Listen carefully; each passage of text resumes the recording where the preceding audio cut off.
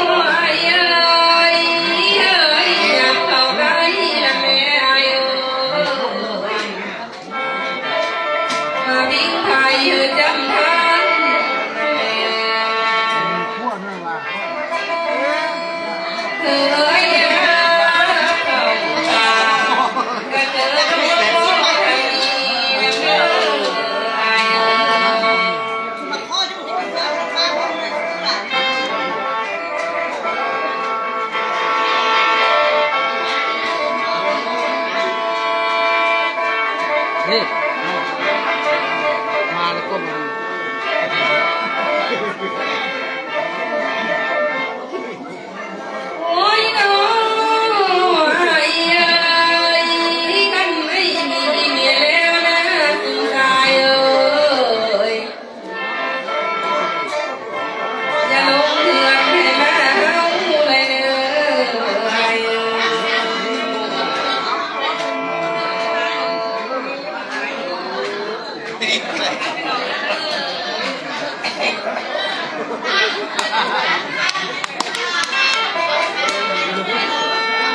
จับมือจับน้องก็ใจเลย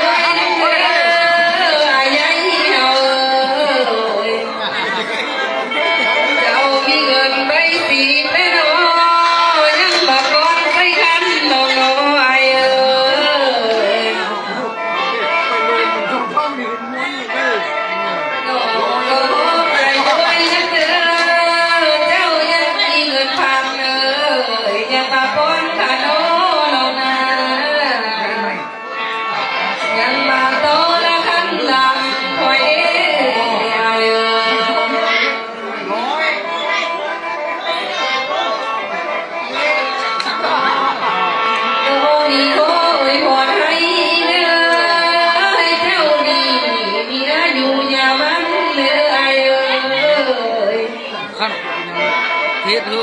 พันปีนา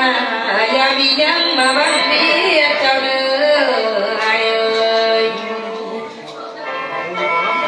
ไอ้สะดุกอยู่ด้วยตาหนาวก็วิการไอ้เนื้อไอ้เอ้ยเจ้าแม่มาเจ้าแม่มานั่งนี่แม่เจ้าภาพนี่เป็นเจ้าภาพใหญ่เด้ออีกกองผู้ทำพ่อแม่เด้อได้เมียซะเด้อไปเด้อเมียไว้อันนี้หัวหน้าทีมละเนี่ยคนนี่นี่เมียอาไปกินเด้อแม่ก้อนเนาะภาพเจ้าชายใหญ่เลย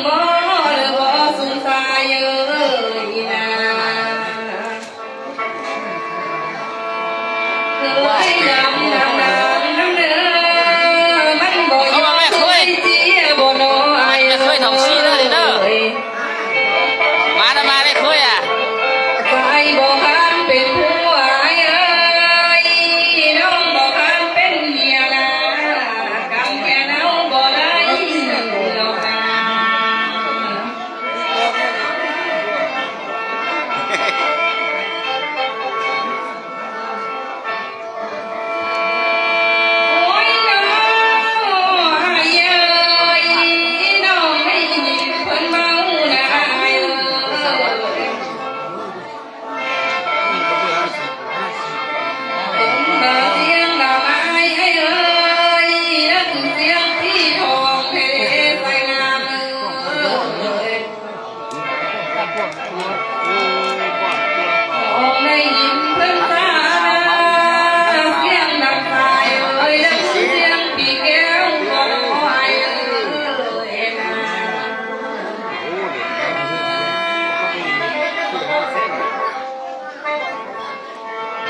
อันนี้โมย่าน้ำกลางเด้อเด้อปลอกเขียนบอลนี่อายุ70แล้วบ่แม่นี่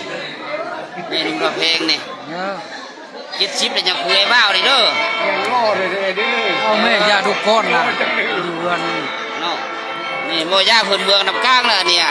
นี่ผมเองนะไอ้นี่ผมเองนะโอ้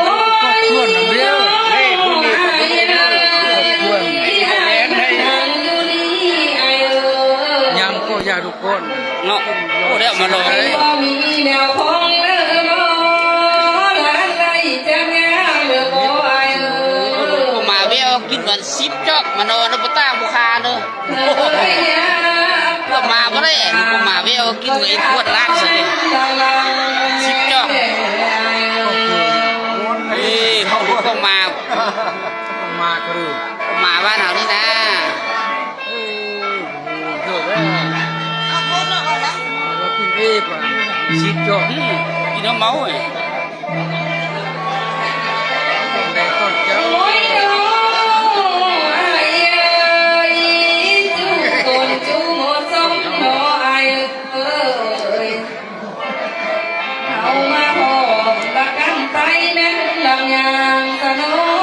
กไว้ พัก เอ้ เราก้น ย ขั้นก้นด้วย จูคนจูเดียวกันไอ้เอ้ยนายคนเฮาเอ้ยมาฝากดังดำสมัย ก่อนแล้วก่อนแล้วเขาไปไหม ไปไม่ครับไปก่อน ไปกินกระทายได้ไหม เอามาสวนหยอกดินเดินวนละงานบุญนำเนื้อไอ้ น้อยจัง พี่หายก็50 โอ้50โลเลยสาว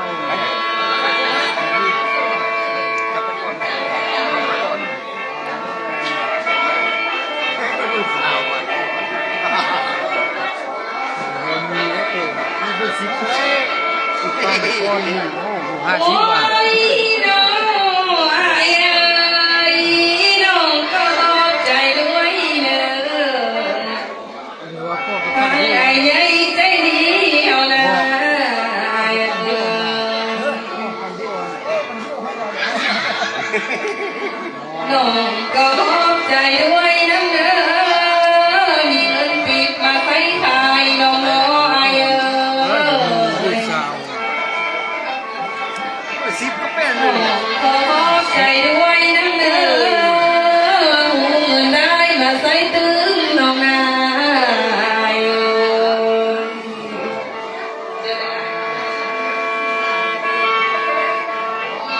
เจ้าหูบอนย้ำเศร้าไรเข้ามือแดงเออไอเอ้ย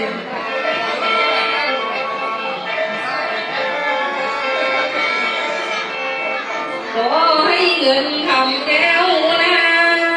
ก็ให้มาเยอะค่ะเธอไอ้เอ้ยอันตะเลินมากงามก็ได้เข้ามากระเป๋าเจ้าเด้อไอ้เอ้ย มีเงิน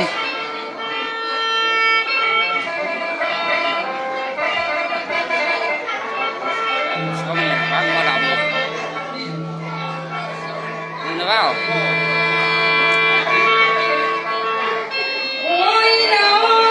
งไอ้เอ้ยน้องมาเห็นแล้ว จำไว้บ้านนึง พ่อจะแม่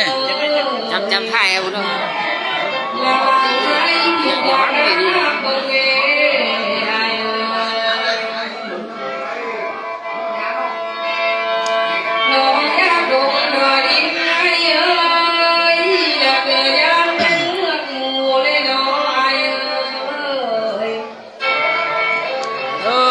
นี่มันนักลงเพชรเด้อเห็นบ้านกลางนี่ชื่ออ่ะ ยามตะเลงงอแงมสิมาแววก็ตาโนนา เสียนหนึ่งสองผู้ โอ้ ส มาสิกาป้อน ท่านสาวพันก็ได้อ่ะ โอ้ยน้อ